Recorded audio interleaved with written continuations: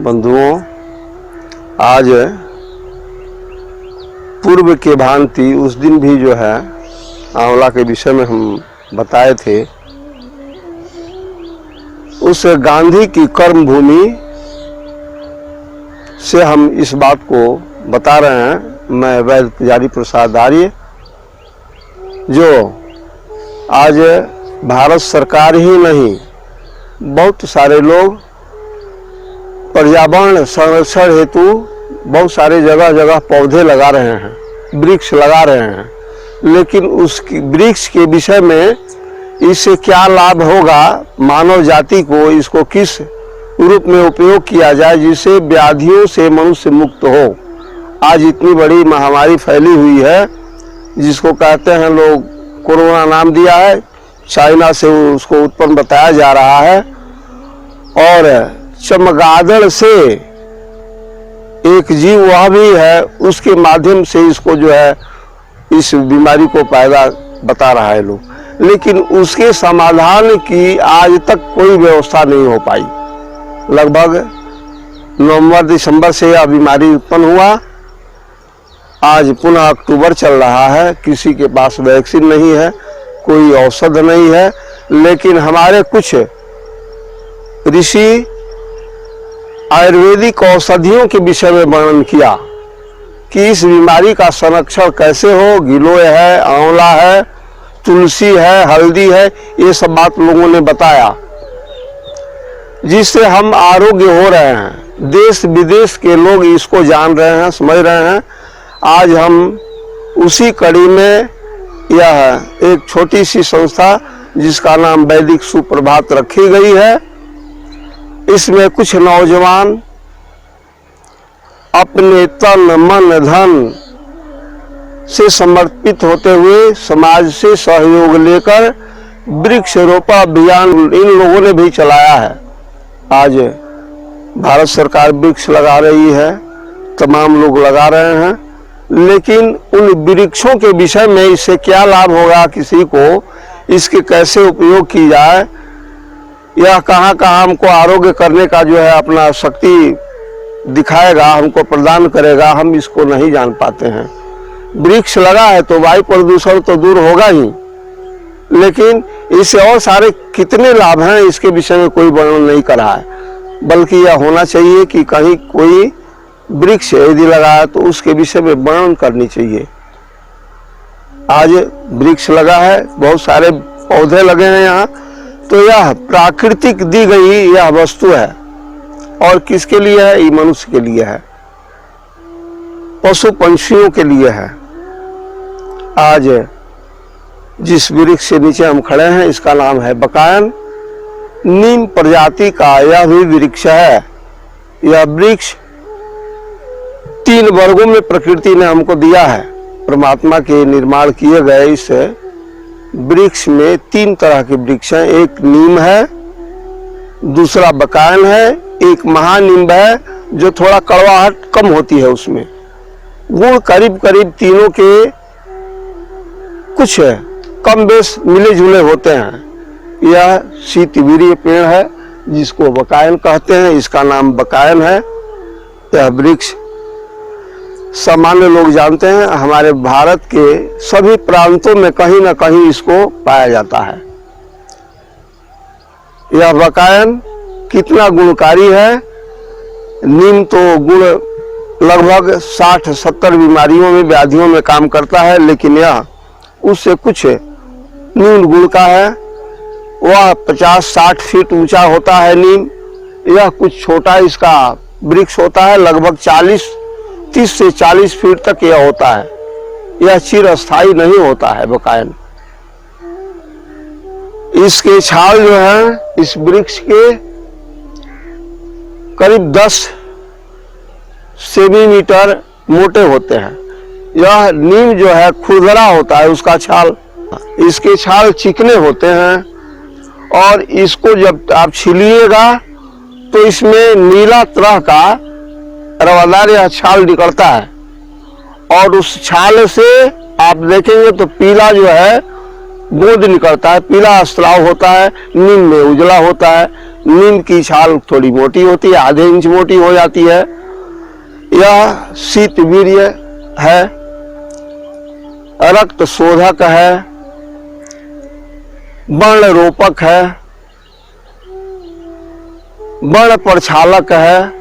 वर्ण कहते हैं घाव को। आपको यदि ज्ञात नहीं हो कि वर्ण किसे कहा जाता है तो घाव को कहते हैं।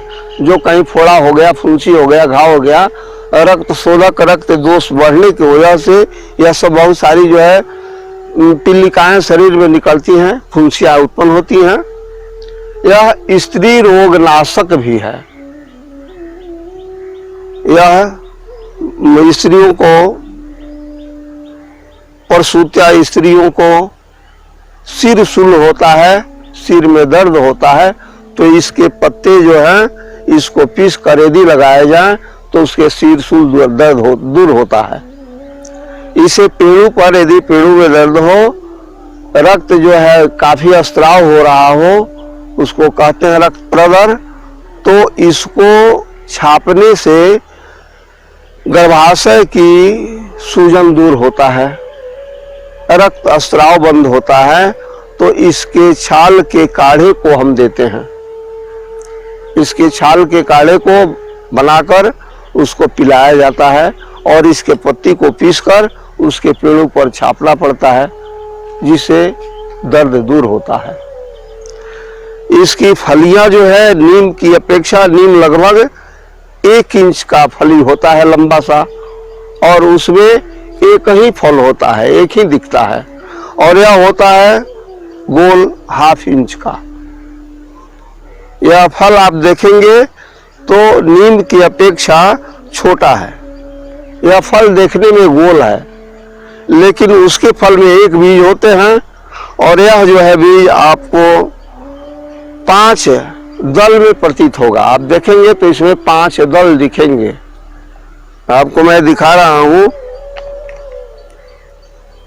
इसकी फली को आप तोड़ेंगे तो देखिए,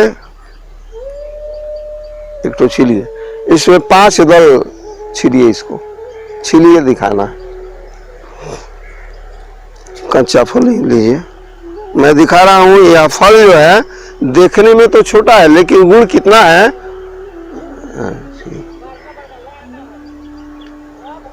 इसमें 5 दल हैं, देखने में बहुत सुंदर लगते हैं। इसको जब आप थोड़ा सा गर्म कीजिएगा, उबालिएगा, तो ये गल जाएगा और इसको जो है आप छोड़ा के सुंदर यह दिखने लगता है। और इस फल में आप इसका जो है देखिए 5 दल में यह फल आता है। देखिएगा आप, 5 दली है और नीम एक ही फल होता है। इसको देखने में जब आप उबालेंगे तो यह आराम से छिल जाएगा।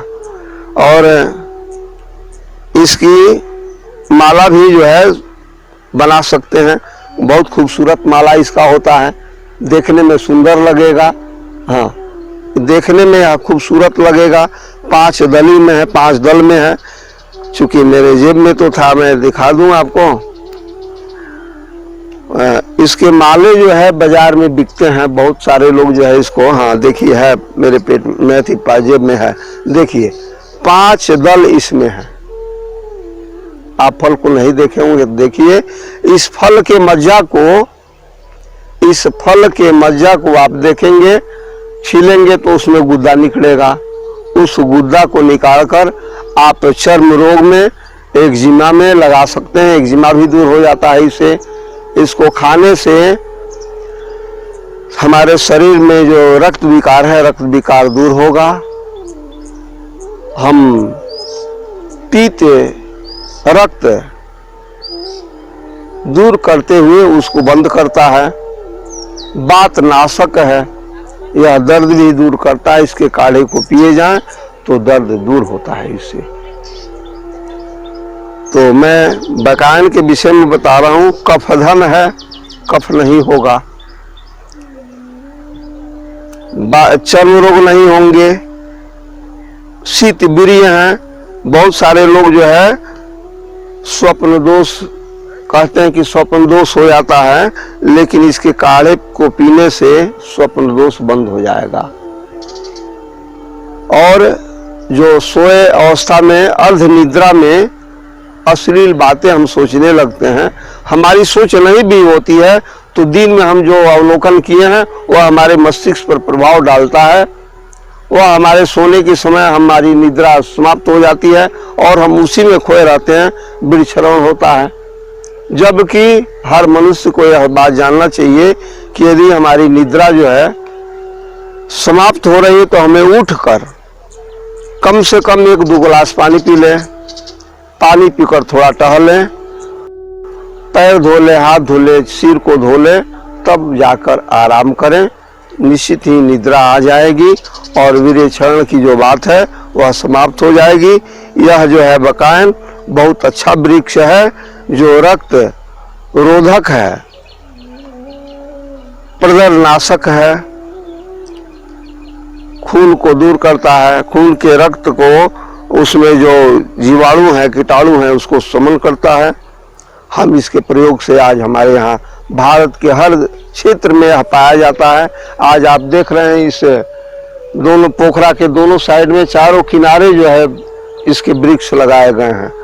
इसके गुण के अज्ञानता के विषय में कोई उपयोग नहीं कर रहा है, केवल देख रहा है।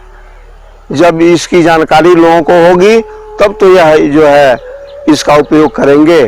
तो हमारे आयुष विभाग को भी चाहिए कि इस वृक्ष के विषय में, तमाम वृक्षों के विषय में वर्णन किया जाए, उसके गुण को बताया जाए, जिससे यह समाज, यह भारत के हर व्यक्ति आरोग्य हो और एलोपैथिक औषध के लिए उसको दौड़ना नहीं पड़े। हमें इसकी बात करनी चाहिए। अब मैं इसी तरह की बात एक दूसरे पौधे से मैं आपको उसका अवलोकन कराता हूँ। यह बकायन बहुत गुणकारी है, अच्छी अस्थाई है। इससे जो है अच्छा कोई इमारत आप में नहीं लगा सकते हैं, इसका अलमारी नहीं बना सकते हैं। इसके रेशे जो हैं, इसके पेड़ जो है, यदि इसको काट कर कोई पटरी वगैरह निकालते हैं तो रेशेदार निकलता है। नीम का पेड़ अस्थाई है, उसकी काष्ठ जो है दृढ़ होते हैं, उससे आप किसी तरह की अलमीरा हो, चौकी हो, जंगला गेट हो बना सकते हैं, लेकिन इसका नहीं बन पाता है क्योंकि यह कोमल है और अस्थाई है। यह थोड़ा पानी मिलने के बाद सड़ जाता है। नीम जो है सड़ता नहीं है। नीम इससे कुछ अधिक गुणकारी है, लेकिन जहाँ जो है उसका उपयोग करना चाहिए।